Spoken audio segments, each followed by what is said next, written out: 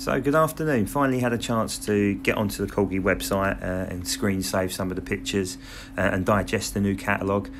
Quite a divisive catalogue, I think it's fair to say. So if you like jets or plain grey jets, in a lot of cases you're not going to be very much in favour of this one.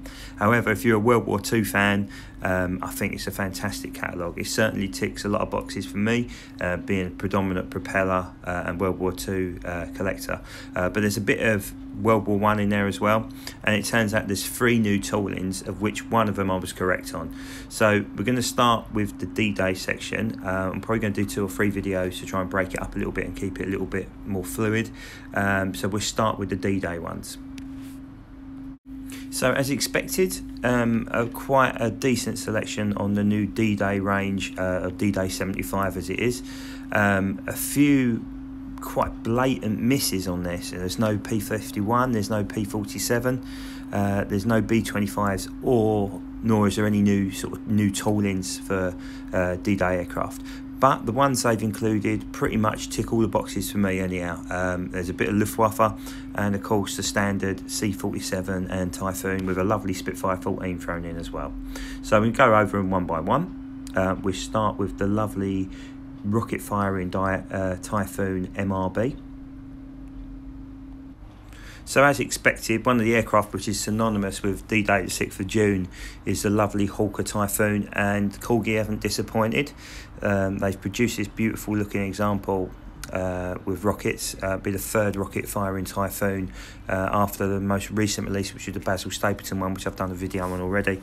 Not much history or information on this aircraft as such, but it does look the part. It really does. It is very similar to the first Typhoon they released, but for me it's one of the better moulds that they produce. I'm quite happy that they've produced a new Typhoon for us. I'm certain this will sell out, being a 1,000 model run. It's a good looking aircraft and will certainly tick a lot of collectors' boxes. The next RAF aircraft to sort of enter the fray is this lovely Mark 14 Spitfire, the Griffin engine variant. This is of a Dutch squadron. It was used in the ground support role over D-Day, and then was turned onto the V1 support before then coming back to the continent. Every sort of Mark 14 that Corgi have released, or Mark 18 or 19 in some cases, has always sold really well, and I expect this to be pretty much the same case. Again, relatively similar to the Johnny Johnson one based at Westmoreland, which is also a V1 Hunter, but would make a nice pair alongside anybody's D-Day collection. So I'm sure Gary Jukes is absolutely licking his lips at the prospect of getting some more D-Day stuff. This is also the only aircraft on the website with a box art included, obviously supplied above there. It does look really quite nice. They've obviously theming it very similar to the RF 100 and Pearl Harbor ones, which they did a couple of years ago. But there's no further sort of artwork for any other boxes on there at all. The next aircraft is the first US Army Air Force aircraft to enter the fray, and that's the C-47 Dakota of That's All Brother. So for anybody who doesn't know That's All Brother, it's owned now by the Commemorative Air Force, who were previously the Confederate Air Force, and it was the lead aircraft on D-Day of around about 800 Dakotas which headed to the Normandy coast for paratrooper drops. This is actually coming over next year with around about 22 other Dakotas from the USA, and they're gathering at Duxford, I believe, between June the 2nd and June the 5th before flying out to Normandy for mass paratroop drops. So just keep your eye out on the Duxford website for tickets for that when it comes up, and also don't forget to follow the guys on Facebook under Dakota Normandy.